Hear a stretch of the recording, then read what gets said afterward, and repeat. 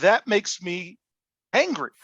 On today's Odd Coaches podcast, Dr. Adams and Coach Francis discuss Week 5 of the college football season, as well as providing predictions for Week 6. Welcome to today's show. Dr. Keith Adams is the president of the CKA Save Project, a nonprofit organization designed to assist student athletes and the people who work with them through educational and professional development. He is a career academic and athletic leader with close to 30 years of experience on the high school and college levels. He has won numerous championships and epitomizes professionalism. Coach Mike Franchise Francis is one of the most successful football and basketball coaches in the state of Maryland.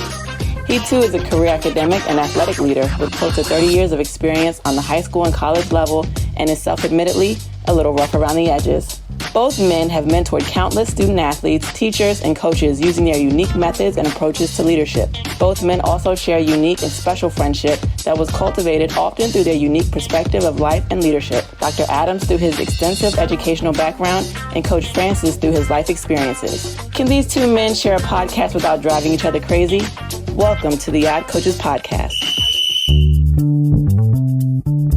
Greetings and salutations and welcome to the Odd Coaches podcast. I am your host, Dr. Keith Adams, and with me today is my tag team partner, the Paul Diamond to my Pat Tanaka in bad company, still in the AWA, the icon, the showstopper, the main event, and more importantly, the reason why we are here, Coach Mike Francis. And Coach, how are you this morning? I know I kicked it back again to the AWA. What's going on? I'm good. How you doing? A little hoarse, but I'm okay. Yeah, slightly, but that is okay. Today's episode, college football week 5 wrap up for our Throwdown Thursday edition.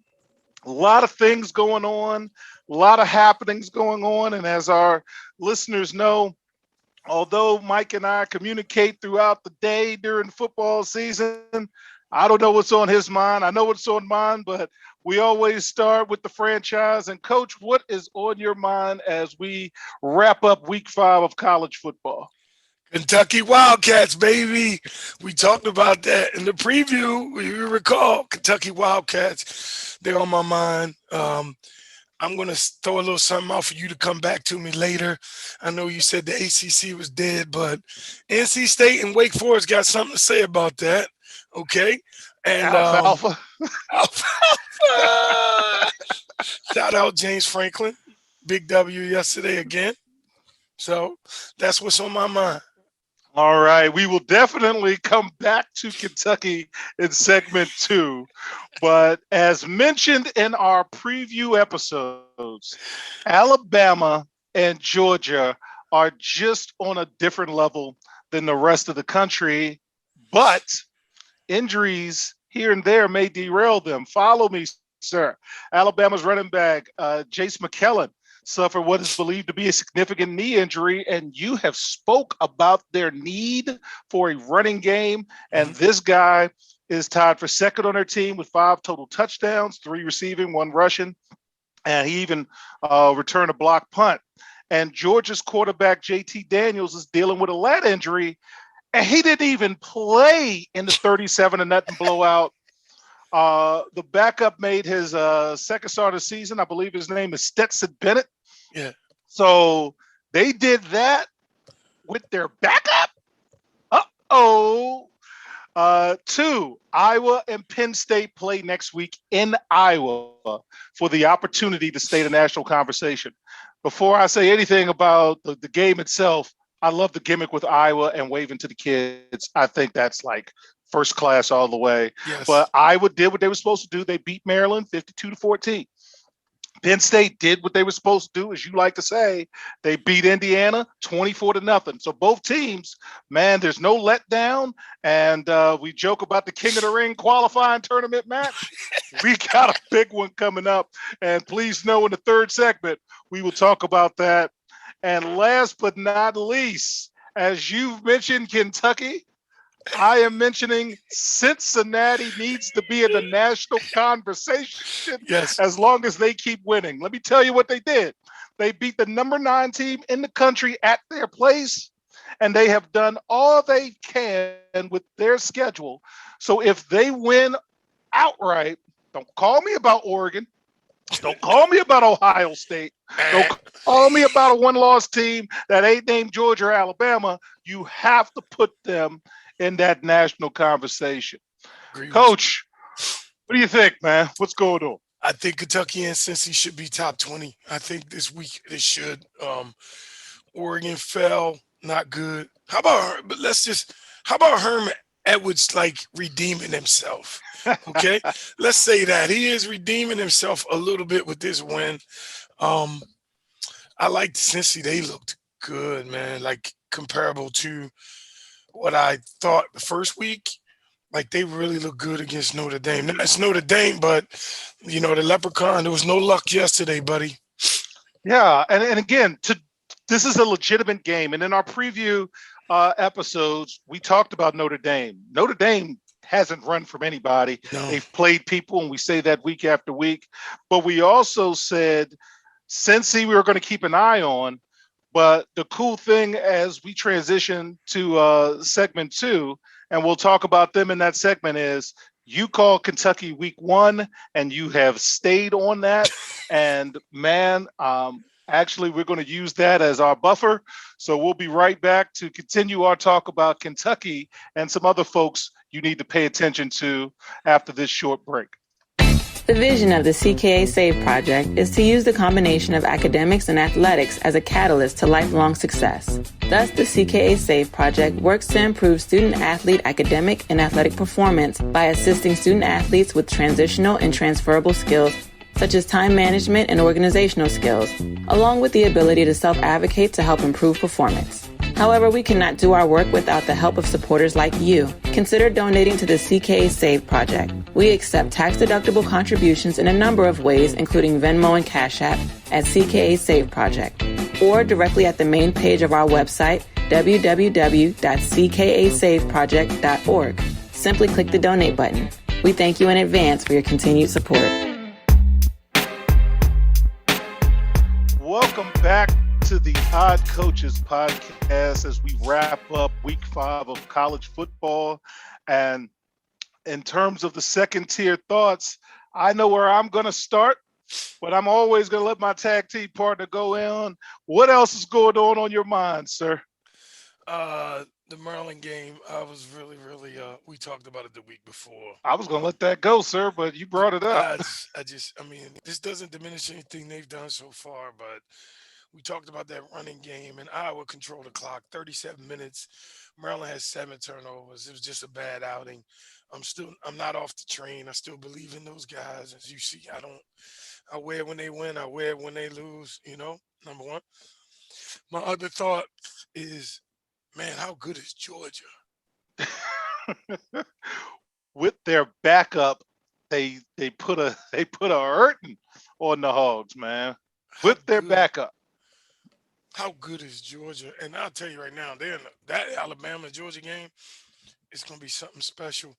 And I feel like, just like you said, the backup for Georgia, I think Alabama's backup for his running back, it'll be comparable because they got a pretty decent line. So, yeah, I think those are my two, my second-tier stories.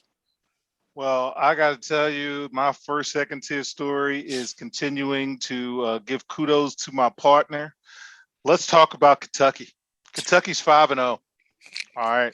Kentucky football is 5-0. And as I joke with my wife sometime, I'm going to let that sink in, fans. Let it sink in for a second. Kentucky football is 5-0. And that's the Stoops kid, right? That's like the baby brothers team. Yes. All right. He's like the third Stoops or what have you. Mm-hmm. 2, they got LSU next week.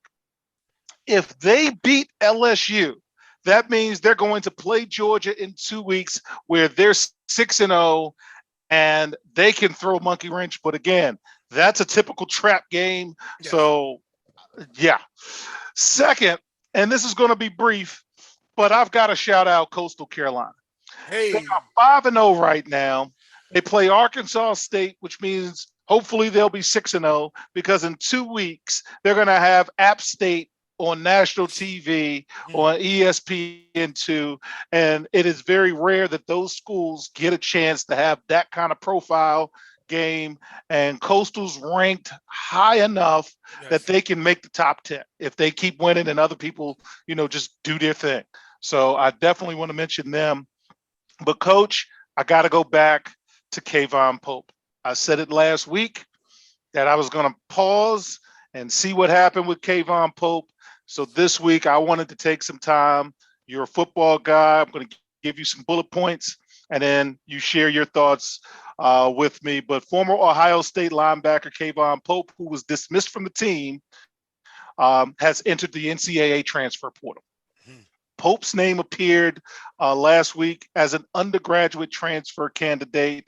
As you know from last week's show, he had to be escorted to the Buckeyes locker room during the second quarter of the Akron game. He became upset after trying to enter the field, was waved off by a teammate. Coach Ryan Day, this is what I was waiting for.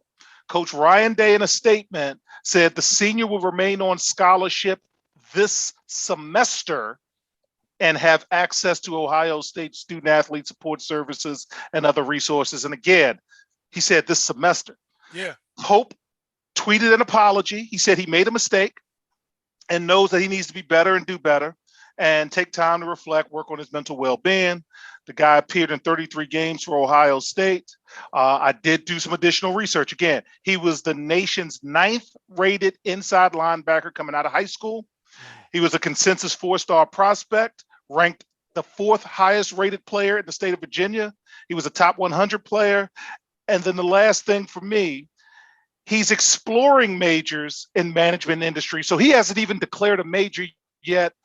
And Ohio State did not follow my advice in terms of suspend over remove. And now this kid who's been at Ohio State X amount of years, again, I don't know his credits, his anything like that, but that makes me angry. And I say angry because in recruiting, you and I are coaches and we talk about recruiting is not a 4-year relationship, it's a 40-year relationship. And I've invested so much as a program into this young man.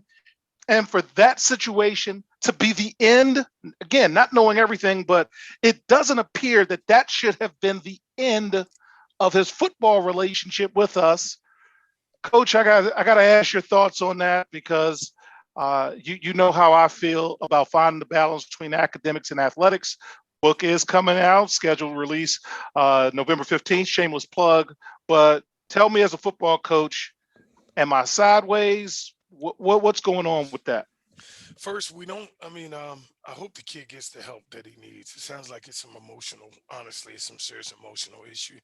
But we don't know what he's done up to this point. Let's go with that. As coaches, we Yes. always try to help, and things don't get public. And I could see coaches not putting things out that he's done. Universities have done a great job of hiding things. Unfortunately, I hate to use the word hiding, but it is hiding. Like we didn't know that what was going on in Florida with Hernandez and all them dudes was going on before they got to NFL. You know what I mean? Like the jokes about three priests and whatever into a bar, like three killers and a priest into the bar. You know what I mean? Like, so we Yes. don't know about that. And far as the criminal aspect, we don't know what's going on in campus. Is he doing good academically, or did he just want out? The kid could have just wanted out, and this is the way he expressed himself. Because sometimes they don't communicate. I call them kids. They're still kids. They're 22. I don't care. They're still kids. You know. Jay-Z said 30 is a new 20. Like that ain't changed in forever. Now, I'm gonna comment on the things you said about 40 years versus 4 years. The reason I love Loxley and the reason I love Coach Franklin, those guys, Ralph Friesen, they're the ones with the 40 years. All right. That's the 40 years. Too many of these other guys, it's 4 years because they're all trying to still get the next job. Mm-hmm. Does that make sense? They're all trying to get the next job. But I know genuinely Coach Loxley cares, Coach Franklin cares, Ralph Friesen, who should have never been let go, he cares. And that's the difference. I don't know if they care that much at Ohio State. It's Ohio State. I know they care about winning, but regardless of who your head coach is, I, you can't have that blow up. You know what I mean? You can't have that blow up like that. You Yeah. can't. And the last piece for this segment, the thing I hang my hat on more than anything is not wins and losses. Is 90% of the players I worked with that attended college with me are college graduates. That means I've personally have worked with a lot of seniors, and not everybody's career has gone the way they may have wanted, but the paper is the thing. Hmm. So it just this kid's now in the transfer portal. I hope he's done enough to graduate. I hope he's done enough that he can use whatever time he had at Ohio State again. As a senior, this is not a sophomore who had an issue. This is not a freshman who had an issue. This is somebody who's been with you and to, in my opinion, based on the data I've read, to just have it end this way, I often tell you that it rarely ends well. And this is yet another case of it rarely ending well.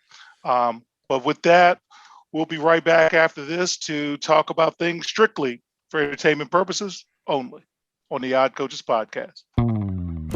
Dr. Keith Adams, president of the CKA Save Project, is releasing a book this fall called Finding the Balance: My Personal Journey to Academic and Athletic Success. The goal of this book is to give greater insight into student-athlete motivation to improve student-athlete academic and athletic success through the lens of Dr. Adams' 30-year academic and athletic journey, from being an underperforming student-athlete to an academic and athletic leader. This book is also designed to be a guide for student-athletes, parents, teachers, coaches, administrators, and anyone else who has a passion to help student-athletes succeed academically and athletically.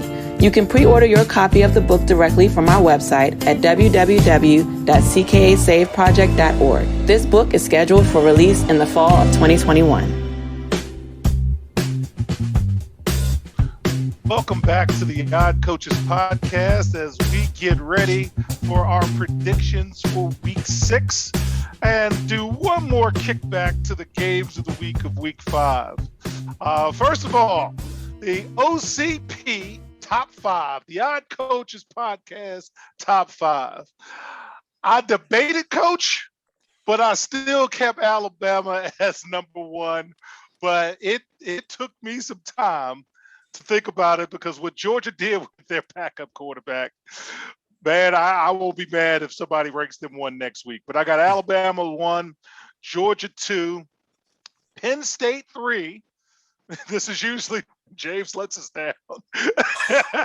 Iowa 4, and yes, Cincinnati is my 5th team. On the outside looking in, we've got a plethora of teams because they're about to eliminate themselves in the next 2 weeks. Oklahoma, Michigan, go blue. Harbaugh redemption tour, baby. Michigan State, Kentucky, BYU quietly keeps winning, and Coastal Carolina. I like those cats.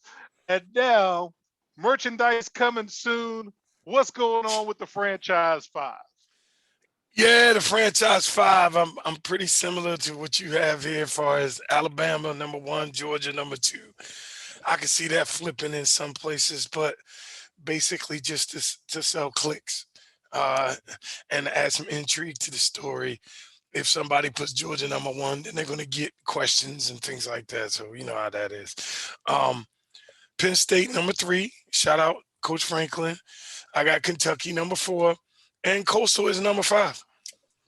Oh, well, um, good luck with that one because hopefully these teams will continue to win so we can have these conversations. And speaking of continuing to win, last week I picked several games saying George Costanza, I don't mind if I lose these games.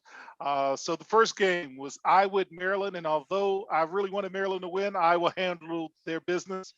I had Michigan and Wisconsin. No, I didn't trust Jim Harbaugh, so I picked Wisconsin, but I hope they won. Michigan won, so I lost that one. Arkansas, Georgia. I wasn't dumb enough to pick Arkansas, but Georgia won that one. And my game of the week was Cincinnati versus Notre Dame. I really didn't think Notre Dame was going to lose at home, but they did. So last week I went 2-2, and my season record right now is 12-8, which is 60%. which is above my goal of 53%. And remember, everything that we do on the Odd Coaches podcast is strictly for entertainment purposes only. So my games of the week 6, and again, they're just money line picks because of when we tape. I've got Coastal Carolina versus Arkansas State, and I've got Coastal winning, setting up the big game against Appalachian State next week. In the Red River rivalry, Oklahoma versus Texas, this is the one time a year that I'm really going to be about OU. Shout out to Jim Ross, because I just don't like Texas. So go Oklahoma. Penn State versus Iowa at Iowa. And Kirk Ferentz, they keep telling me this guy can coach, and apparently he can coach, and they play some boring football. And as much as I love Coach Franklin, man, there's just some times, just like with the Dallas Cowboys, where just when you get excited about it, the rug gets pulled under you. So I've got Iowa and Arkansas versus Ole Miss in an elimination contest for a big bowl game. Not for a national championship, but a big bowl game. You can't get run like Arkansas got ran and not pick them against Ole Miss. Coach, what are your games of the week, sir? I think that Arkansas Ole Miss game is going to be a good game. Of course, I think that's nice. I do Coastal, man. Is Coastal for real? I think Coastal's for real. We talked about that before. Like, man, I think they really, really need to be put up a little higher. That's why, I picked them number 5 here. So I'm not paying attention to that Oklahoma-Texas game. I can catch up, sleep on that. Wake Forest, Syracuse. Let's see what Wake Forest does. If they follow along and do what they're supposed to do, they should be ready to move up. And is that ACC football? Yeah, ACC. I thought we had a 3-week ban on ACC football. I gotta check the tapes. Nah, not at all. And we said before, you never know what you're gonna get out of BYU, but that BYU, they go into Boise next week. They run up some big numbers, and we'll see they can move up the ladder as well. Well, I tell you what, it has been an exciting season so far. Yes, sir. And when you get a chance, fans, go back, take a listen to some of our preview episodes. I've got a Nostradamus as a tag team partner on the other side who called a couple of things. And quite frankly, I'm on a hot streak, strictly for entertainment purposes only. So we'll see you next time on the Odd Coaches Podcast.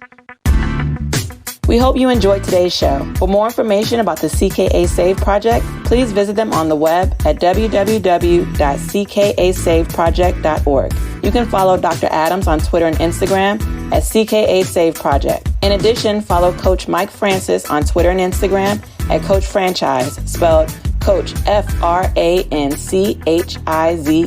See you next time on the Odd Coaches Podcast.